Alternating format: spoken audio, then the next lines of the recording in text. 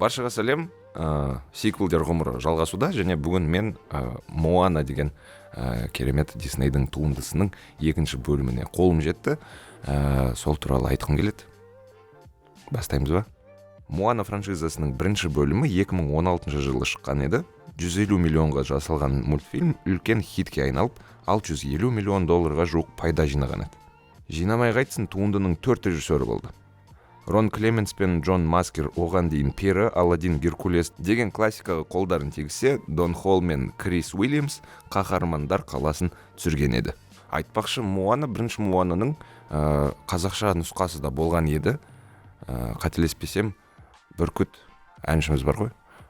Сол Мауиді дыбыстаған, және ол жерге қателеспесем Лидия Каден мен Мақпал Исабекова да қатысқан еді дубляжына. Биылда жұлдыздар көп дубляжда. Орысша нұсқада Моананы әйгілі әнші Назима дыбыстайды. Қазақша нұсқасында ол Моананың әндерін орындапты. Бүркіттің орнын Қобыланды Болат басты. Одан басқа дубляжға Алтыншаш Шаяхмет, Карина Кудекова және Бақытжан Әлпейісов қатысты. Дубляж режиссері Шахмұрат Ордабаевқа қайттан бас игім келеді. Қаншама голливудтық кейіпкерлерді қазақша сөйлетіп жатыр, әлемдік деңгейде қазақша сөйлетіп жатыр. Және бұл жерде Моананың екінші бөлімінде Садраддин деген әнші, ол да режиссерлік қырын танытты. Бәрін дұрыс түсінсем, ол әндерді режиссировать еткен. Естеріңізге сала кетейін, Моана классикалық Дисней мюзиклі. Алайда бірінші бөлімде бірнеше есте қаларлық әндер болса, екінші бөлімде Beyond деген әнін ғана бөлек атай алар едім. Ол жаққанда бәрі маған беймәлі. Қалған әндер біте сала естен шығып кетеді. Жалпы екінші бөлім өзі де сондай сияқты кішкене көріп болғаннан кейін есіңнен шығып кетеді. Не үшін шыққаны мен үшін мысалы үлкен құпия. Негізі түсінікті әрине. Продюсерлердің көздеген ақша. 2026 жылы Моананың лайф-экшн нұсқасы шығады. Сондықтан мультфильмнің екінші бөлімін шығаруға тым аз уақыт бар еді да, содан 24 жылдың соңына тез бір нәрсе жабыстырып шығара салды. Сол үшін шықты деп ойлаймын. Айтпақшы, басында аталған 4 режиссердің ешқайсысы екінші бөлімге оралған жоқ. Есесіне олардың орнына 3 жаңа режиссер алды. Олардың ішінде мысалы Джейсон Хэнд деген кісі бар. Ол Энканто деген мультфильмді таспалаған кезінде. Естеріңе сала кетейін, Энканто үлкен отбасының тарихы. Содан болар Моананың екінші бөлімінде кейіпкерлер саны ұлғайды. Онысы орынды әрине, күшті қызық кейіпкерлер көп, бірақ оларды ашып үлгерген жоқ, рас айтайын. Бірінші бөлімді ерекшелендірген ойлар да жоқ екінші бөлімде. Онысы мейлі, екінші бөлім бөлек-бөлек эпизодтардан тұратын сияқты. Мен бұл жайттың себебін таптым негізі. О баста Моананың жалғасы ретінде сериал шығарғысы келген Дисней, жаңағы Disney Plus деген платформасына. Сосын пландар өзгеріп кетті да, тез жаңағы жасалғанның бәрін қайта өңдеп тастатты. Содан екінші бөлім пайда болды. Екінші бөлімнің кейіпкерлерінің ашылмағанында содан болар. Оларға жай ғана хронометраж жетпей қалды. Сериалға бейімделген хронометражды қысқартып, содан кейіпкерлерді аша алмады. Тіпті фильмдегі басты зұлымдық көз дейміз ғой, антагонист.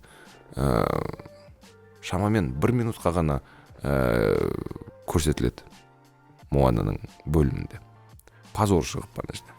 Сюжетке тоқталайық. Моана 2 оқиғасы бірінші фильмнен 3 жыл өткен соң өрбейді. Моана есейіп, ақылдырақ болған, ал оның миссиясы тек Матуни аралымен шектелмей, ауқымды қауіп-қатермен байланысты. Фильмге оның сіңлісі Семеяның қосылуы оқиғаға динамика мен юмор қосқан. Алайда жалпы сюжет оқиғаларға бай болғанмен эмоциялық тұрғыдан бұрынғыдай әсерлі емес. Моана тіпті бірінші бөлімдегі жолды қайталап өтеді деуге болады.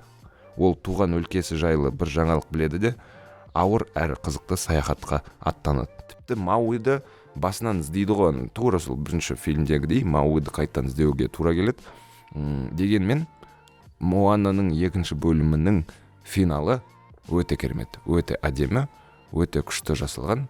Бірақ сол финалға жетуің сәл қиын, өйткені кішкене не болып жатыр деген бір ой келеді бір кезде. Өйткені сен бір оқиғадан шығасың, екінші оқиғаға кіресің, үшінші оқиғаға кіресің, бір-бірімен байланысы да жоқ сияқты, бірақ соңы өте күшті. Жалпы өте әдемі жасалған, және қазір мысалы кассаны не үшін жыртып жатқаны түсінікті, өйткені балаларға ұнайды ондай әдемі суреттер.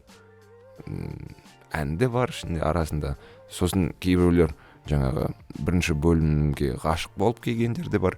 Сондықтан бәрі логично. Расымен де сиквел кассаны жарып қырғын рекордтар орнатып жатыр. Мұның себебі картинкада деп білем. Моана сол баяғы өте әдемі балақайларды кинотеатрларға шақыратын мультфильм. Жарқын әрі көңілді.